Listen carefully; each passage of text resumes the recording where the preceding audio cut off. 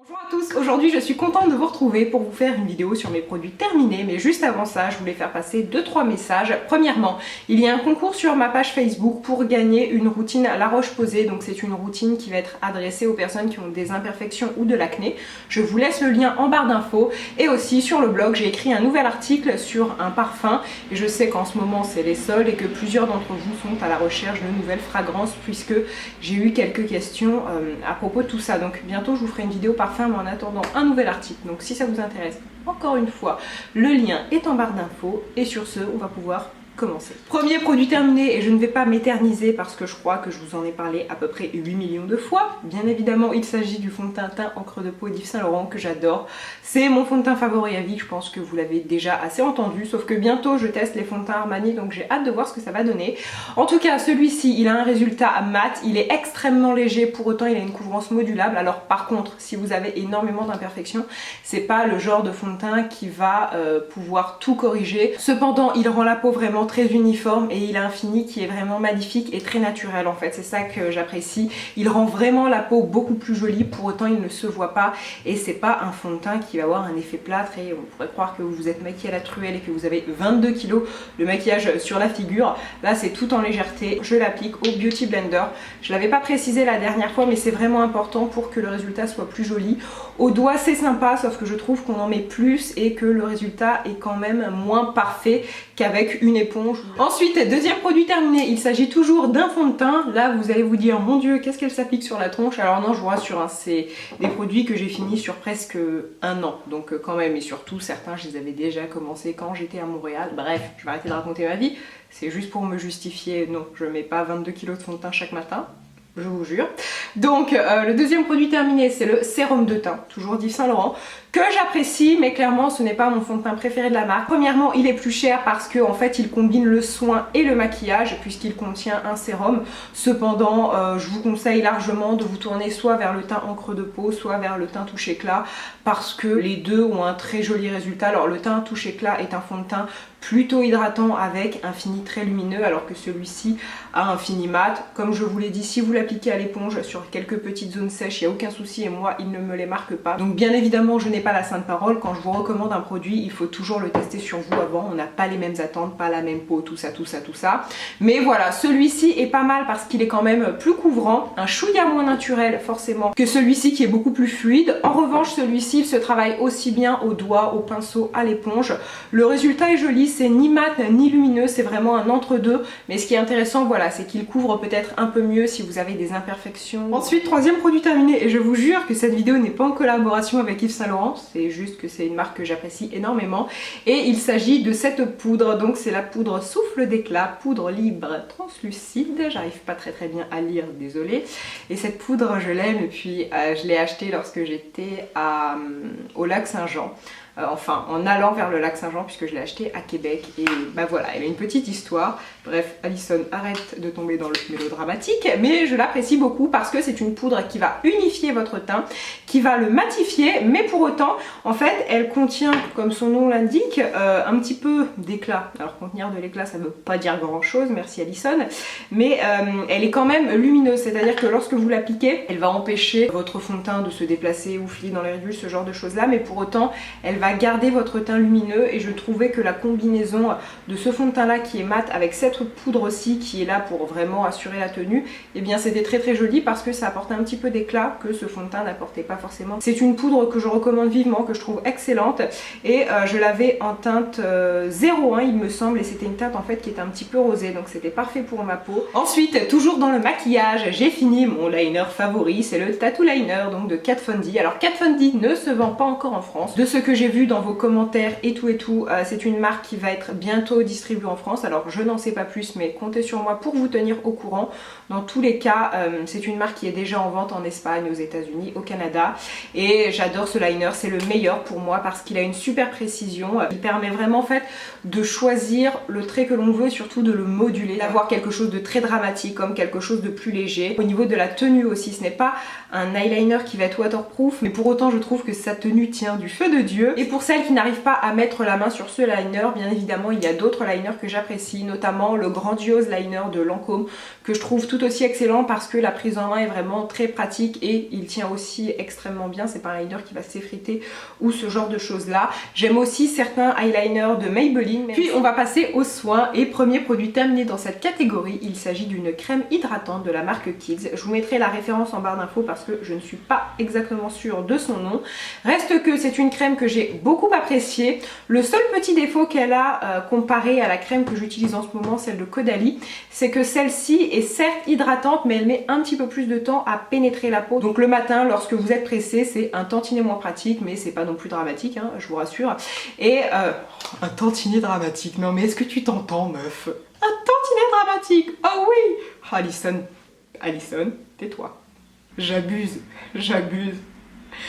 Après faut pas t'étonner quoi, faut pas t'étonner. C'est une crème qui reste très efficace si vous avez besoin d'hydratation et quand même quelque chose de relativement costaud sans pour autant avoir une crème qui va laisser un effet gras. Je la trouve très très bien.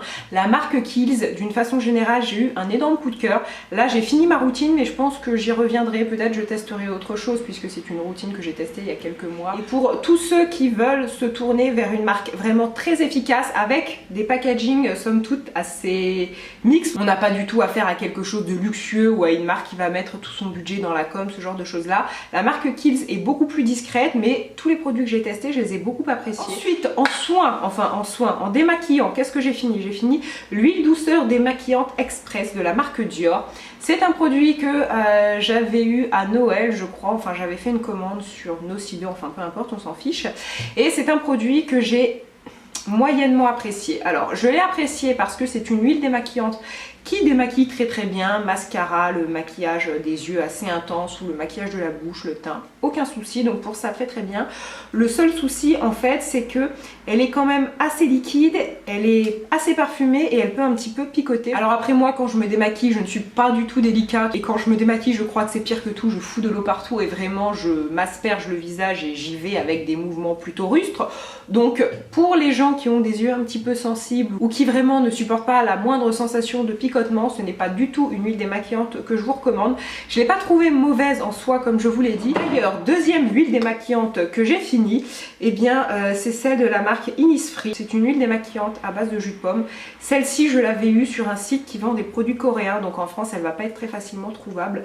On dit que c'est une huile pour les peaux grasses. Je suis moyennement d'accord puisque quand je l'ai utilisée cet hiver, j'avais la peau sèche et aucun souci. Au contraire de la Dior, elle ne va pas du tout picoter le visage et encore une fois c'était une huile démaquillante très efficace. Elle sentait la pomme, pour moi c'était vraiment un point en plus puisque oui, j'aime sentir la pomme, enfin oui, j'aime sentir l'odeur de la pomme, non pas que j'aime sentir la pomme moi-même. Bref, tout ça pour dire, c'est un produit que je peux vous recommander. Si vous tombez dessus et qu'elle a un prix plutôt abordable, n'hésitez pas parce que je l'ai trouvée vraiment très bien. Elle laisse la peau douce, elle démaquille très très bien, donc je valide. Maintenant, on va passer à la dernière catégorie de cette vidéo et il s'agit des produits pour les cheveux. Et premièrement, j'ai fini ce shampoing de la marque Bumble & Bumble. J'ai toujours un mal de chien à dire ce nom, mais là, miracle, j'y suis à peu près arrivée.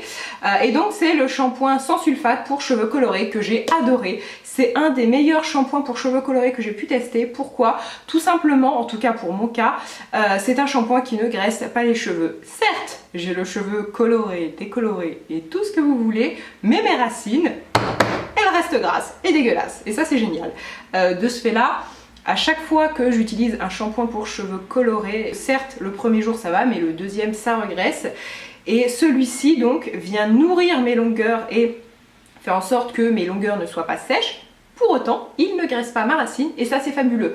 Donc c'est vraiment un produit que je peux vous recommander et d'une façon globale, la marque Bumble & Bumble, j'y suis arrivée, c'est une marque tout à fait fantastique et je pèse mes mots parce que tous les produits capillaires que j'ai pu tester, notamment, je ne sais pas où il est, mais j'ai un spray donc pour avoir des ondulations, bon naturellement j'ai les cheveux qui ondulent surtout à cette longueur là, mais un spray un petit peu biphasé et il est tout à fait génial. Donc tous les produits de la marque, mis à part un dont je vous parlerai une prochaine fois que j'ai pas trop aimé, mais je les ai tous beaucoup appréciés. Donc si vous trouvez cette marque, n'hésitez pas à acheter quelques produits parce que vraiment la qualité est au rendez-vous et c'est des produits qui certes parfois ont un coût mais qui vraiment valent le coup.